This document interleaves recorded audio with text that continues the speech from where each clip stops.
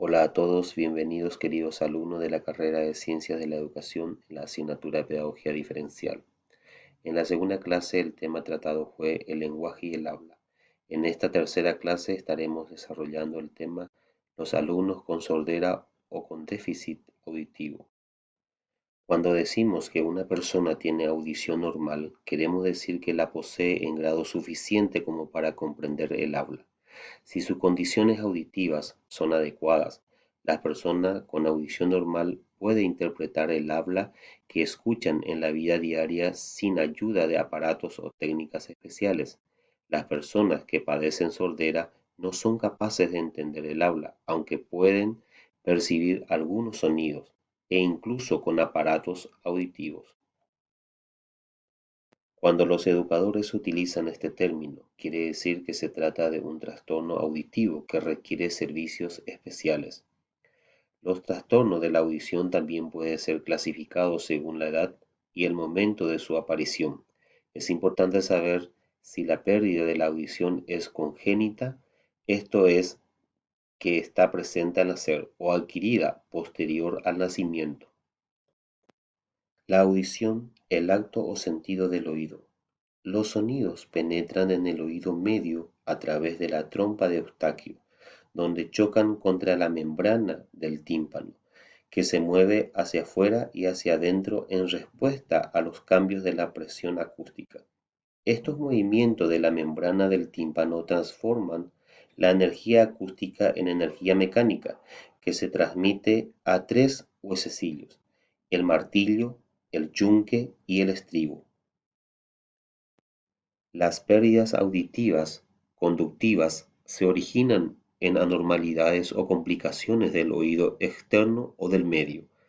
La acumulación de cera en el canal auditivo puede ocasionar una pérdida conductiva de la audición, lo mismo que las enfermedades que dejan fluidos o residuos. Algunos niños nacen con los canales auditivos incompletos o mal formados. También pueden aparecer pérdidas auditivas si la membrana del tímpano o los osículos no se mueven adecuadamente. Las pérdidas auditivas sensorioneurales son los daños de las fibras nerviosas y demás mecanismos del oído interno. La mayoría de los alumnos tratados por estas discapacidades padecen trastornos bilaterales, aunque la pérdida auditiva puede no ser la misma en ambos oídos.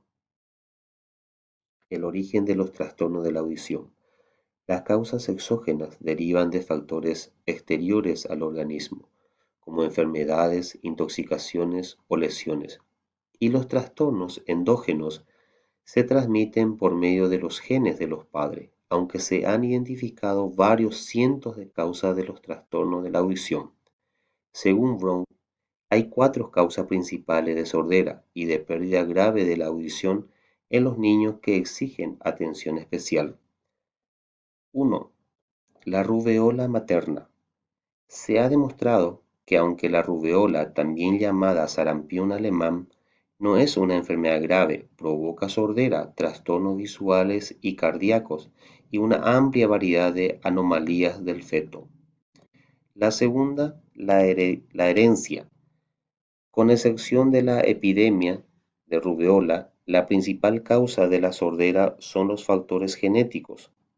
Existen pruebas concluyentes de que hay familias que sufren trastornos hereditarios de la audición y también puede heredarse una tendencia a padecer ciertos tipos de pérdidas auditivas adquiridas.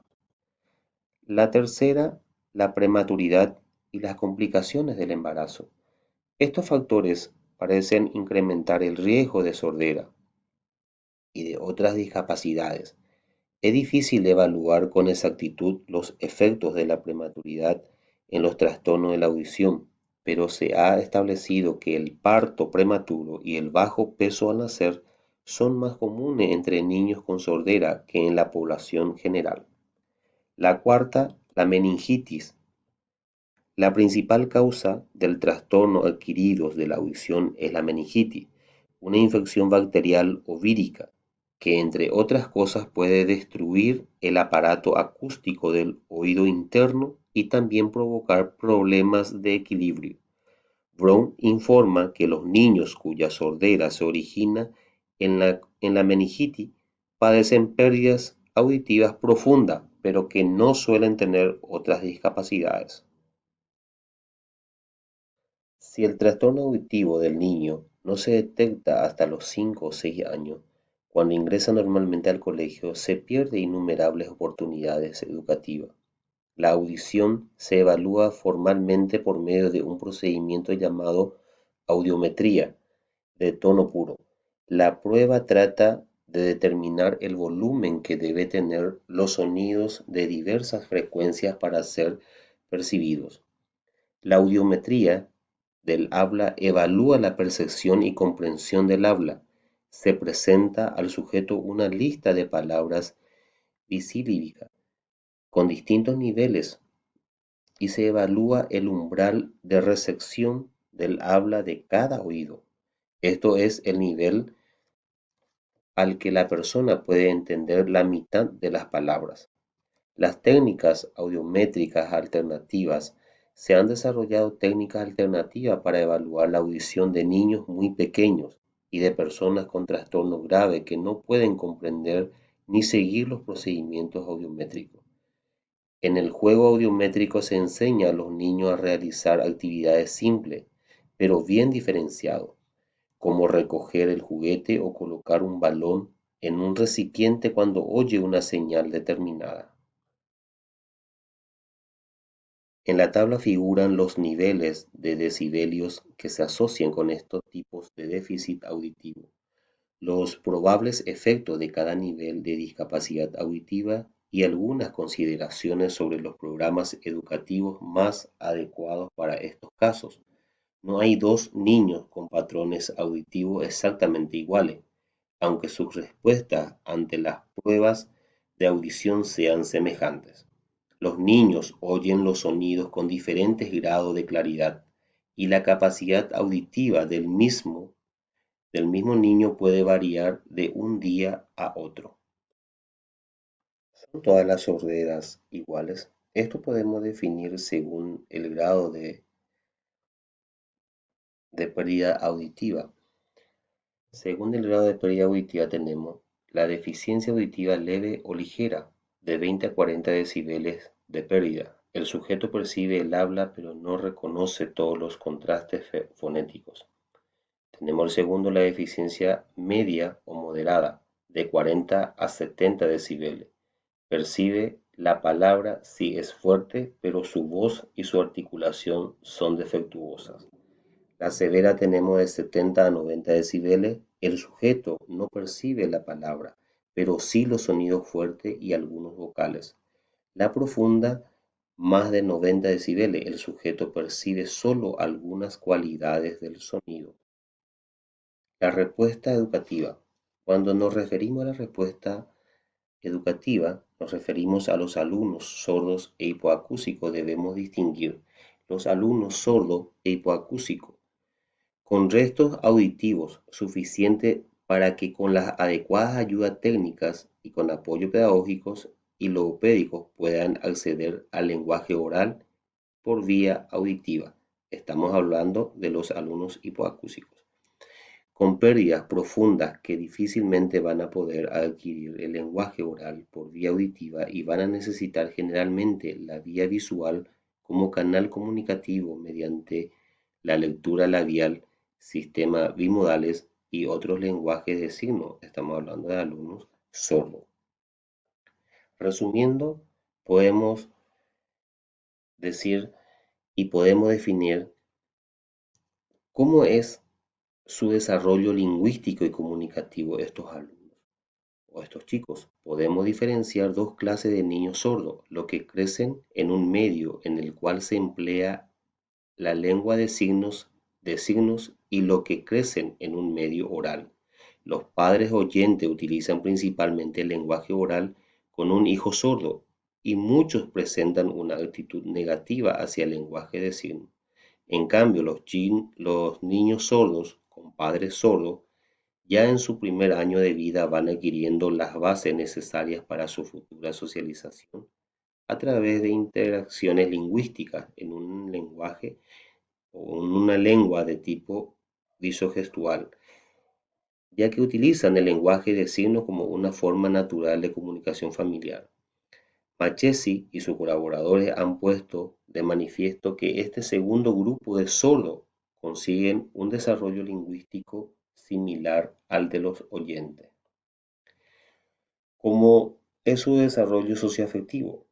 Las investigaciones realizadas señalan como principales características de la personalidad de estos niños, por un lado, la impulsividad, unida a dificultades en el control de la propia conducta y un bajo nivel de tolerancia a la frustración, y por otro, una mayor inmadurez social. Sin embargo, los niños sordos, hijos de padres sordos, son capaces de controlar mejor su conducta, presentan menos impulsividad, una mayor madurez social y un grado más alto de responsabilidad. Necesidades educativas. La primera necesidad educativa que tenemos es la necesidad de normalización, que se concreta en el marco escolar mediante la inclusión escolar, en la adquisición del currículo ordinario por parte de estos alumnos, con aquellas adaptaciones que sean precisas en cada caso. Todas estas necesidades enmarcan el hecho de que, en cualquier caso, buena parte de las posibilidades de éxito en la educación de estos alumnos pasa por cuidar su autoestima, procurando que el niño sordo no esté aislado y sí conectado emocional, social y lingüísticamente con su entorno. La naturaleza otorga una gran importancia a la capacidad de oír, y los niños en gestación oyen antes de poder ver. Incluso las personas en coma profundo oyen lo que sucede a su alrededor. Al morir, el oído es el último sentido que muchos de nosotros perdemos antes de abandonar nuestro cuerpo. Muchas gracias, y tener en cuenta que la discapacidad auditiva se puede lograr lo más antes posible cuando se trata de tratar antes de los 5 o 6 años de edad. Muchísimas gracias y muchas gracias por los trabajos enviados de la clase 1 y 2, que también ya están alzando de la misma manera por el esfuerzo que están haciendo ustedes por realizar los trabajos.